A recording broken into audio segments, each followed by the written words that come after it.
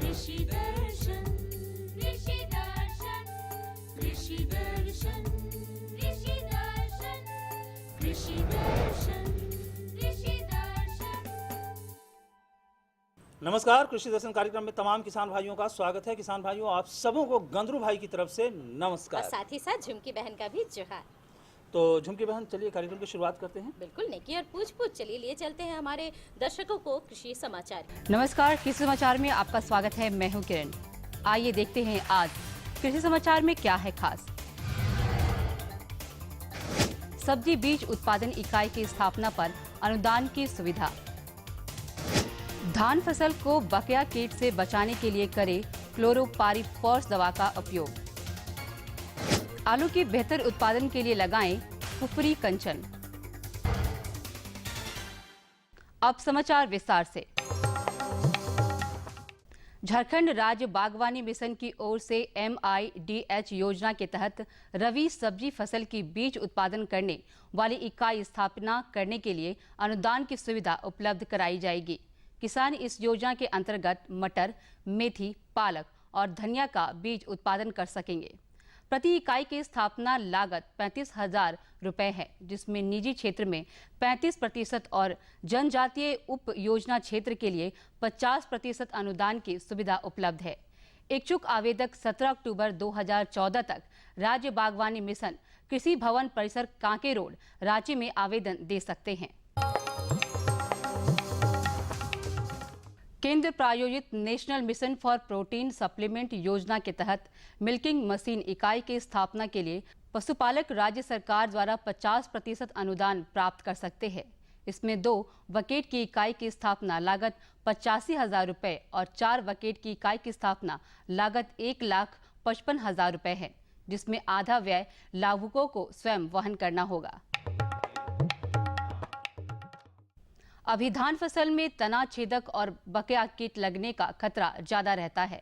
किसान भाई, आप अपनी फसल को इन दोनों कीटों से बचाने के लिए क्लोरोपाइरीफॉस दवा से बने घोल का छिड़काव करें। धान झारखंड की सबसे खास फसल है। अभी धान के बढ़ने का समय है। इस अवस्था में फसल को कीटों से बचाने की सख्त जरूरत होती है, खासकर तना छेदक और बकया कीट से, क्योंकि इस समय इनका हमला धान फसल को बर्बाद कर सकता है। धान के फसल में अभी जो लगने वाले मुख्य कीड़े सब हैं वो है तना छेदक और केसवर्म, जिसे बकाया कीट के नाम से भी जाना जाता है। अभी इस समय में इस कीट का प्रकोप ज़्यादा देखा जा सकता है और इसी समय में इसके निदान हेतु सोचना बहुत ही आवश्यक है, अन्यथा उपज में भारी क्षति हो सकती है। इसके निदान के लिए क्लोरोपाइरीफॉस आधारित दवा का 2 ml प्रति लीटर पानी की दर से घोल बना करके छिड़काव कर दें। अगर आवश्यकता पड़ी तो एक और स्प्रे इसी दवा का 15 दिनों के बाद फिर कर दें। जो किसान सब्जी फसल आलू की खेती करना चाहते हैं, वो अक्टूबर के अंतिम सप्ताह से फसल लगाने का काम शुरू कर दें।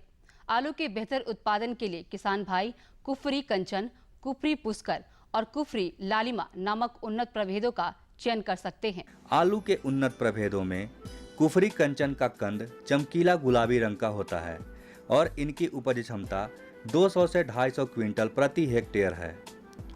कुफरी पुष्कर का कंद सफेद क्रीमी रंग का होता है, जबकि उत्पादन 250 से 300 क्विंटल प्रति हेक्टेयर है।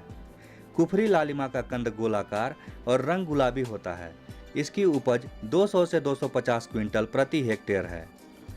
ये सभी प्रभेद झुलसा रोगरोधी हैं।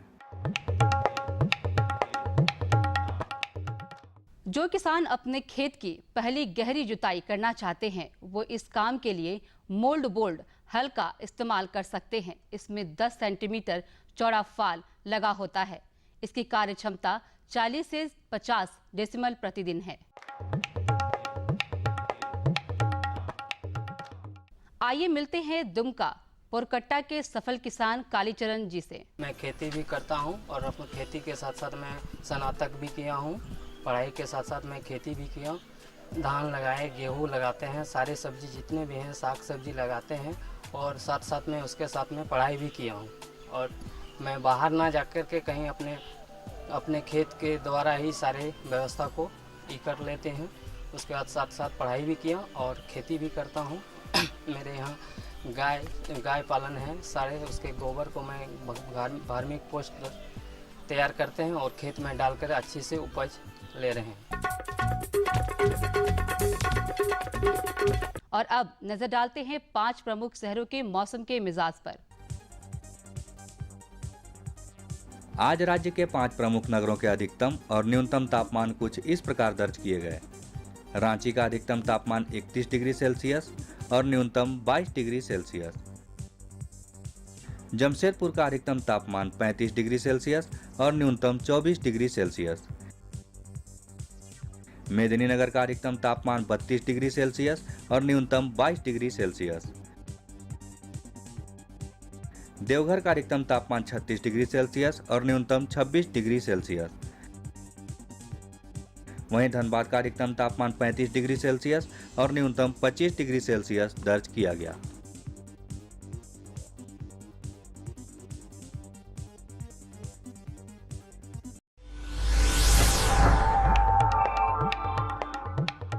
और अब मंडी भाव में आइए नजर डालते हैं अनाजों के भाव पर। आज कृषि उत्पाद बाजार समिति पंडरा रांची में विभिन्न खाद्यान्नों के थोक भाव कुछ इस प्रकार दर्ज किए गए। चावल मोटा 2,300 रुपए से 2,500 रुपए, चावल मध्यम 2,600 रुपए से 2,800 रुपए, चावल उत्तम 3,800 रुपए से 4,200 रुपए, गेहूं 1,700 रुपए से 1,800 रुपए, चना 3,400 रुपए से 3,500 रुपए, दाल अरहर 6,900 रुपए से 7,100 रुपए, दाल मसूर 5,900 रुपए से 6,200 रुपए, दाल चना 3,900 रुपए से 4,200 रुपए, सरसों तेल 9,000 रुपए से 9,200 रुपए, चीनी 3,300 रुपए से 3,400 रुपए, आलू 1,700 रुपए से 1,800 रुपए और प्याज 1,300 रुपए से 1,500 रुपए प्रति क्विंटल रहा। कृषि समाचार में आज इतना ही। अगले दिन अगले अंक में फिर मुलाकात होगी कुछ ताजा तरीन खबरों के साथ। तब तक के लिए दीजिए इजाजत। नमस्कार, जोहार। किसान भाइयों, अभी आप देख रहे थे कृषि समाचार, जिसमें कृषि से संबंधित तमाम तरह की जानकारियां आपको मिली। मौसम के मिजाज से भी अवगत हुए और मंडी की भाव से भी अवगत हुए। और अब हम लेंगे एक छोटा सा विराम जी, और इस विराम के बाद हम फिर मिलते हैं। ये लो और बताओ। बस। अरे ये क्या भैया जी, बस इतनी सी रासायनिक खाद? किसानी छोड़ रहे हो क्या? किसानी नहीं, नादानी छोड़ रहे हैं। मिट्टी की जांच कराई है। अब तो लालाजी जितनी जरूरत है उतने ही उर्वरक खेत में डालेंगे। हाँ, किसान भाई आज ही अपने जिले की नजदीकी भूमि परीक्षण प्रयोगशाला में मिट्टी की जांच जरूर करवाएं और मिट्टी में पोषक तत्व, नमी व पौधे के विकास को देखते हुए केवल जरूरत के अनुसार ही पोषक तत्व डालें। और हाँ, मिट्टी में गंधक, जस्ता, बोरोन जैसे सूक्ष्म पोषक तत्वों का पता लगाना भी न भूलें। उर्वरक और जैविक खाद के सही उपयोग से भूमि का उपजाऊपन बनाए रखें, उत्पादकता बढ़ाएं, खर्चा घटाएं और बहुमूल्य विदेशी मुद्रा बचाने में भी सहयोग दें। और हाँ, धीमी गति से नाइट्रोजन उपलब्ध कराने वाले उर्वरकों जैसे नीम लेपित यूरिया को प्राथमिकता दें और यूरिया का पत्तों पर छिड़काव करें। अरे वाह, तू तो सचमुच समझदार हो गया रे। अधिक जानकारी के लिए संपर्क करें जिला कृषि अधिकारी या किसान कॉल सेंटर। विराम के बाद एक बार फिर से तमाम किसान भाइयों का स्वागत है। तो झुमके बहन, अब हमें लगता है कि कार्यक्रम में अब जानकारी का सिलसिला भी शुरू करना बिल्कुल चाहिए। नेकी और पूछ चलिए जानकारी का सिलसिला हम लोग शुरू करते हैं। तो चलिए किसान भाइयों, हम आपको जानकारी देने जा रहे हैं कुल्थी की वैज्ञानिक खेती के बारे में। और ये जानकारी दे रहे हैं हमारे विशेषज्ञ डॉक्टर श्रीकांत सिंह जी। किसान भाइयों, आज हमने आपके लिए विषय रखा है कुल्थी की वैज्ञानिक खेती, और इस विषय पर जानकारी देने के लिए आज हमारे साथ हैं कृषि विज्ञान केंद्र दुमका के कार्यक्रम समन्वयक डॉक्टर श्रीकांत सिंह। तो इसके बारे में आप हमारे किसान भाइयों को बताएं कि कुल्थी की खेती के लिए उपयुक्त समय कौन सा है और उसके लिए खेत की तैयारी किस प्रकार वो करेंगे।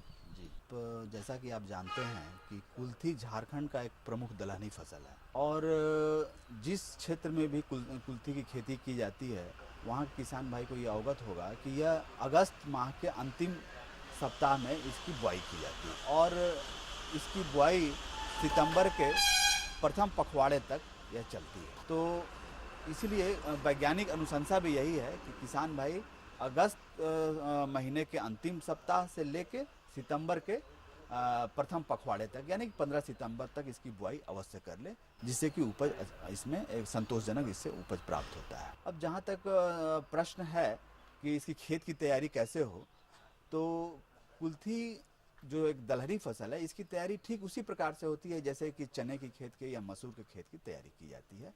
इसके लिए मध्यम जमीन का उपयोग करना चाहिए और जहाँ पर कि बलुआई दोमट या दोमट मिट्टी हो वहाँ पर इसका उपज संतोषप्रद होता है, अच्छा होता है। झारखंड की जलवायु और मिट्टी दोनों कुल्थी के लिए बहुत ही उपयुक्त है। किसान भाई इसकी पहली जुताई जो है भारी हल से करें, गहरी जुताई, ताकि नीचे की भी मिट्टी ऊपर आ जाए, और उसके बाद जो बाद की 2-3 जुताई हैं वो किसान भाई इसको हल्के हल से करके पाटा चला दें। और यह अवश्य ध्यान रखें कि उनके खेत में पानी का जमाव ना हो, जल जमाव रहित वो जमीन हो। किसान भाई को फसल के प्रभेद की जो इसका चुनाव है वो चुनाव बहुत ही सावधानी पूर्वक करना चाहिए। कुल्थी के अनेक प्रभेद हैं, किंतु झारखंड में जो उपयुक्त प्रभेद हैं वो हैं बिरसा कुल्थी 1, मधु और उटाकमंड।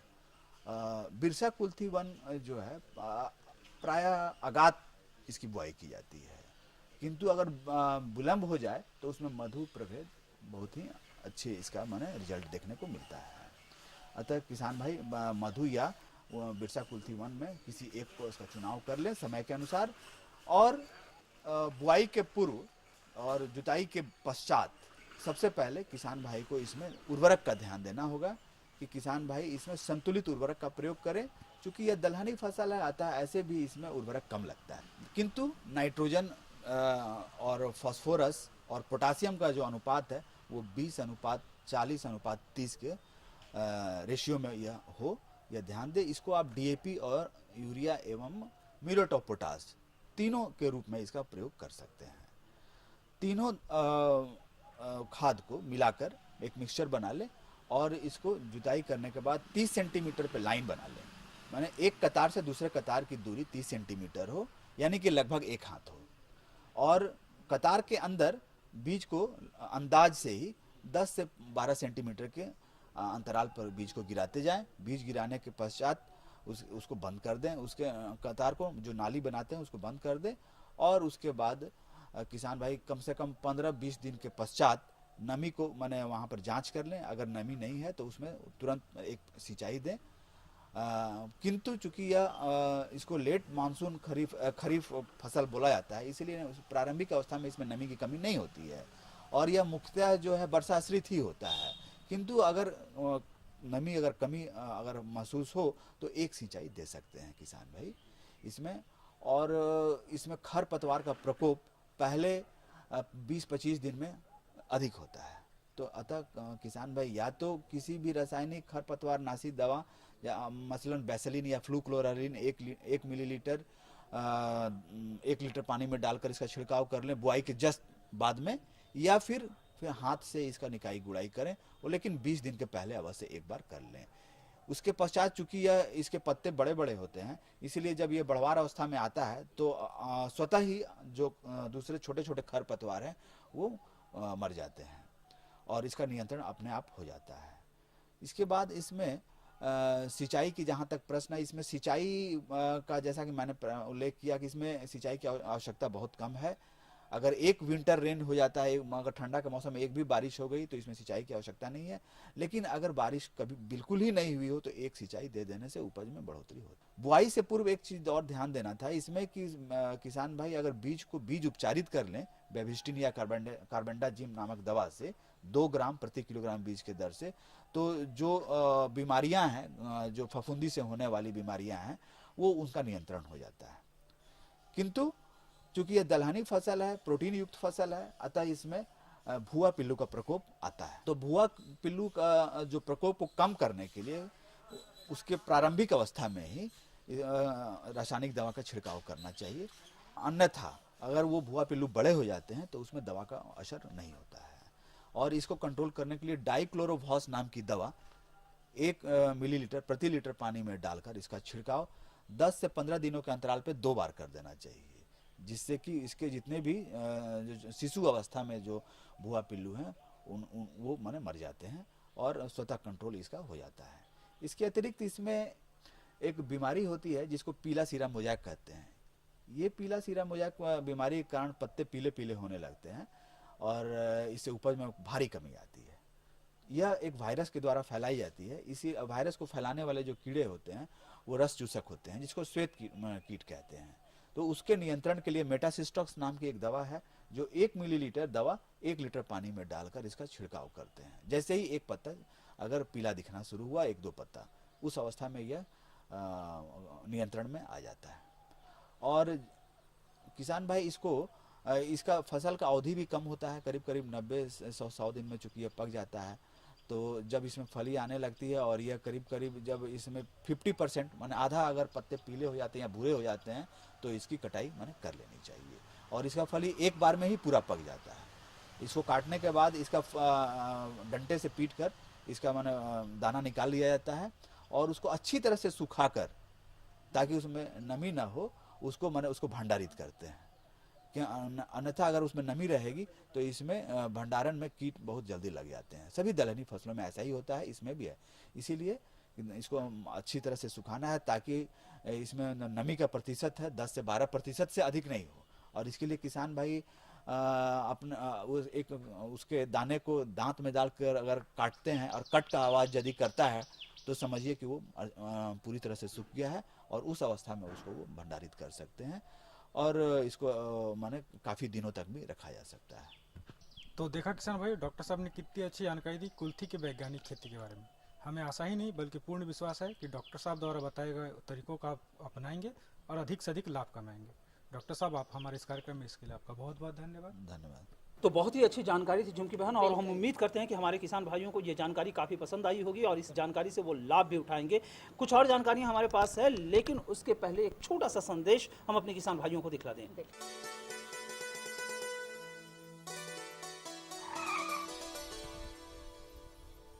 1 लीटर में 90 किलोमीटर का माइलेज है। वाह भैया, पेट्रोल तो बचा रहे हो, लेकिन पानी के बारे में क्या सोचा है? अरे सामू, पानी के पैसे से ही तो गाड़ी खरीदी है।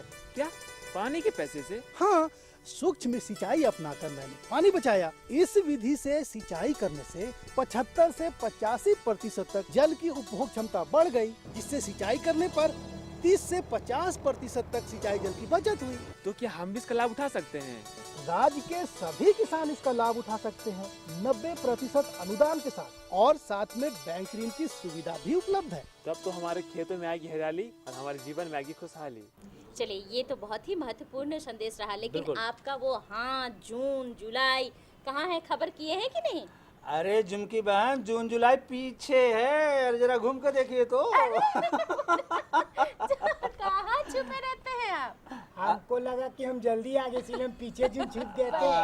और सुनाओ पूतना, क्या हाल चाल? सब ठीक है जून, मगर एगो बात है दादा कि ना, हम लोग जो क्या बोलते हैं वो, जिससे हम लोग जो का यंत्र, कृषि यंत्र मशीन से हम लोग काम करते हैं ना जून, वो ना हम पिछले साल खरीदे थे ना, तो ना मट्टी रख के जंग लगने लगा, साफ सफाई नहीं। हाँ, वही कैसे देखो भाई, हम अपने किसान भाइयों से भी कहना चाहते हैं कि किसान भाइयों, आप कृषि यंत्रों का इस्तेमाल अपनी खेती बाड़ी में करते हैं तो उसका लाभ तो आपको पता ही है, लेकिन जो लाभ देने वाला है उसको अगर आप अच्छे तरीके से नहीं रखेंगे, उसकी देखभाल अच्छी तरीके से नहीं करेंगे, तो वो लाभ आपको हानि में भी तब्दील हो सकता है। चाहे खेती बाड़ी हो, चाहे इंसान हो, चाहे जानवर हो, चाहे मशीन हो, सबका देखभाल सही तरीके से होना चाहिए। तो झुमकी बहन, इसी विषय पर हम अपने किसान भाइयों को जानकारी दिलवा दें कि किसान भाइयों, आप जो कृषि यंत्र का इस्तेमाल करते हैं उसकी देखभाल हम कैसे करें। बिल्कुल, और ये जानकारी दे रहे हैं हमारे विशेषज्ञ डॉक्टर राजीव कुमार जी। किसान भाइयों, कृषि दर्शन की टीम आज कृषि विज्ञान केंद्र बलियापुर धनबाद में है, और आज हमारे साथ बातचीत करने के लिए हैं यहीं के एक वैज्ञानिक डॉक्टर राजीव कुमार। ये हमें जानकारी देंगे कृषि यंत्रों का देखभाल कैसे करें। जी हाँ किसान भाइयों, जब आप खेती बाड़ी करते हैं तो बिना कृषि यंत्रों का खेती बाड़ी संभव ही नहीं है, जिसमें कि कुदाल से लेकर खुरपी से लेकर ट्रैक्टर तक आता है। डॉक्टर साहब, सबसे पहले हमारे किसान भाइयों को बताइए कि कृषि में, खेती बाड़ी में कौन कौन से कृषि यंत्रों का प्रयोग होता है? तो सबसे पहले तो मैं आपको ये बताना चाहता हूँ कि आखिर खेती में किस किस प्रकार के कृषि यंत्रों का इस्तेमाल होता है। तो किसान भाई, जुताई में जो कृषि यंत्र मुख्य रूप से हम लोग इस्तेमाल करते हैं, जिसमें कि परंपरागत हल, जिसको देसी हल कहते हैं, वो तो है ही। इसके अलावा मशीन से, ट्रैक्टर या पावर टिलर से चलने वाले भी कई प्रकार के कृषि यंत्र हैं, या बैल चालित भी विभिन्न प्रकार के उन्नत किस्म के यंत्र हैं, जिसमें कि मुख्य रूप से आपका मिट्टी पलटने वाला हल, तवेदार हल, ये सब प्राथमिक जुताई के यंत्र हैं। इसके अलावा जो द्वितीयक जुताई यंत्र हैं उसमें तवेदार हैरो या रोटावेटर, कल्टीवेटर, मुख्य रूप से इसका इस्तेमाल जो है किसान भाइयों को करना चाहिए। इसके अलावा जुताई में जो कृषि यंत्र है, उसके अलावा जो यंत्र हमारे लिए उपयोगी है वो है जो खेती में खरपतवार की समस्या आजकल सबसे अहम होती जा रही है, उसके लिए जो खरपतवार निकौनी के लिए विभिन्न प्रकार के वीडर वो मौजूद हैं, जिसमें कि मुख्य रूप से आपको धान के लिए paddy weeder, Japanese paddy weeder या कोनो वीडर, या फिर सूखे में चलाने के लिए ड्राईलैंड वीडर, बहुत प्रकार के ड्राईलैंड वीडर हैं, पावर चालित भी हैं। और जो हमारा निकाई गुड़ाई के बाद जो दवा छिड़कने के लिए हमारे पास जो कृषि यंत्र उपलब्ध हैं उसमें मुख्य रूप से स्प्रेयर, विभिन्न प्रकार के स्प्रेयर हैं, जिसमें कि नैपसेक स्प्रेयर, बैटरी चालित नैपसेक स्प्रेयर, पावर स्प्रेयर और रॉकर स्प्रेयर, फुट स्प्रेयर, कई प्रकार के स्प्रेयर हैं हमारे यहाँ मौजूद। इसके अलावा डस्टर हैं, धूल वाली दवा छिड़कने के लिए डस्टर का इस्तेमाल होता है। उसके बाद कटाई के लिए विभिन्न प्रकार के उन्नत प्रकार के हंसुए मौजूद हैं, कारण कि अभी किसान भाई जो भी कटाई में कृषि यंत्रों का इस्तेमाल मुख्य रूप से देसी हंसुए का करते हैं, जिसमें कि उनका कभी कभी हाथ भी छिल जाता है। तो उसमें जो है हमारा जो उन्नत किस्म का हंसुआ है वो काफ़ी लाभदायक होता है, जिसमें कि मुख्य रूप से नवीन हंसुआ या वैभव हंसुआ मुख्य रूप से है। इसके अलावा आजकल स्वचालित रीपर वो आ गया है, जिससे कि कटाई का काम जो है वो बहुत ही सुविधाजनक हो गया है और कम खर्चे में ही ये काम हो सकता है। इसके अलावा थ्रेसर, विभिन्न प्रकार के थ्रेसर हैं जो कि दौनी का काम करते हैं। तो इस तरह के से कई प्रकार के कृषि यंत्र हैं जो कि दैनिक कार्यक्रम में किसान भाई अगर इस्तेमाल करेंगे तो उनका जो है जो लागत है खेती की वो काफ़ी हद तक कम हो जाएगा और ज़्यादा से ज़्यादा जो है वो लाभ कमा सकते हैं। अब बात आती है कृषि यंत्रों के प्रयोग के बाद हमारे किसान भाई प्रायः क्या करते हैं, जैसे तैसे रख देते हैं। तो उसके रख रखाव पर थोड़ा विशेष ध्यान कैसे दें हमारे किसान भाई, और कैसे उसको अच्छे ढंग से रख सकें और ज़्यादा से ज़्यादा उसका उपयोग कर सकें अच्छे तरीके से। किसान भाई, जैसा कि ये एक आम समस्या है कि खेती के यंत्र इस्तेमाल करने के बाद प्रायः देखते हैं कि किसान भाई घर में या खलिहान में इसी प्रकार छोड़ देते हैं। अगले सीजन में जब उसका इस्तेमाल करना रहता है तो उनको काफ़ी समस्या होती है, कारण कि उसका सही देखभाल इस दौरान जो है सही देखभाल नहीं कर पाते हैं। तो किसी भी प्रकार का कृषि यंत्र का इस्तेमाल जब करें उसके पहले ये जांच कर लें कि उसमें जो भी नट और घूमने वाले जगह हैं वो सही प्रकार से घूम रहे हैं कि नहीं हैं, सारे नट बोल्ट जो हैं वो कसे हुए हैं कि नहीं।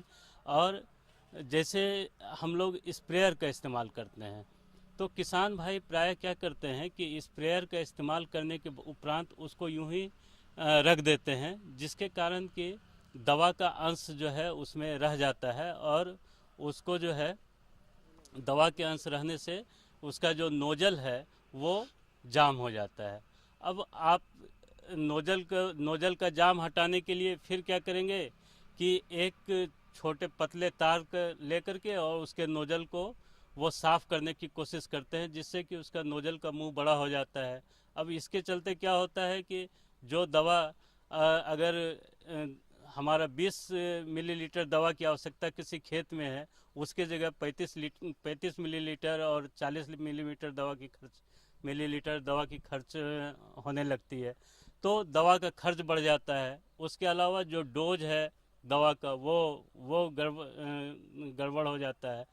तो उसके लिए चाहिए किसानों को कि जैसे स्प्रेयर को ही अगर हमको इस्तेमाल कर रहे हैं तो इस्तेमाल करने के बाद उसको भली भांति जो है साफ पानी से धो करके और उसके बाद अगर रखें तो हमारा जो ये समस्या है वो उसका निदान जो है आसानी से हो जाएगा। डॉक्टर साहब ने कितनी अच्छी जानकारी दी खेती बाड़ी में कृषि यंत्रों का प्रयोग और उसका रख रखाव कैसे करेंगे इसके बारे में। डॉक्टर साहब आप हमारे कार्यक्रम में आए इसके लिए आपका बहुत बहुत धन्यवाद।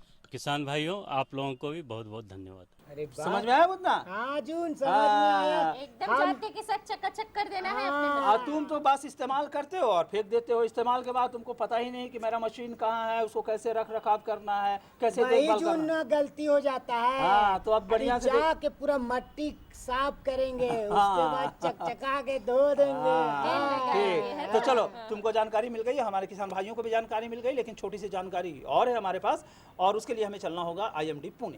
भारतीय मौसम विभाग पुणे से प्राप्त आज का मौसम पूर्वानुमान इस प्रकार है।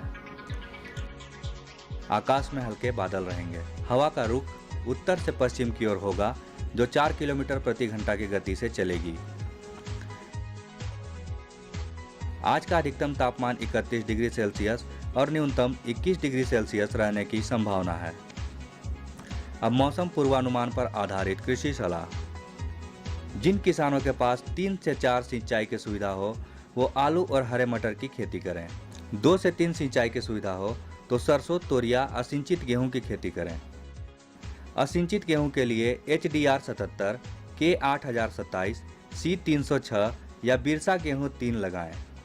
जो किसान मक्का की कटाई कर चुके हैं वो भंडारण से पहले भुट्टा का छिलका निकालकर धूप में सुखाएं। चलिए ये जानकारी भी मिल गई झुमकी बहन। अब क्या करना है? अजी करना क्या है जो हम हमेशा करते हैं, अपना पता बताते हैं। तो हमारा पता नोट कीजिए ताकि आप अपने सुझाव और समस्या हम तक लिख कर भेज सकें। हमारा पता है कार्यक्रम कृषि दर्शन, कृषि प्रकोष्ठ द्वारा केंद्र निदेशक, दूरदर्शन केंद्र, रातू रोड, रांची। पिन संख्या है 834-001। तो हमें रहेगा आपके खतों का बेसब्री से इंतजार। बिल्कुल लिखना मत भूलिएगा। तो किसान भाइयों इसी के साथ हम सबों को दीजिए अनुमति। नमस्कार।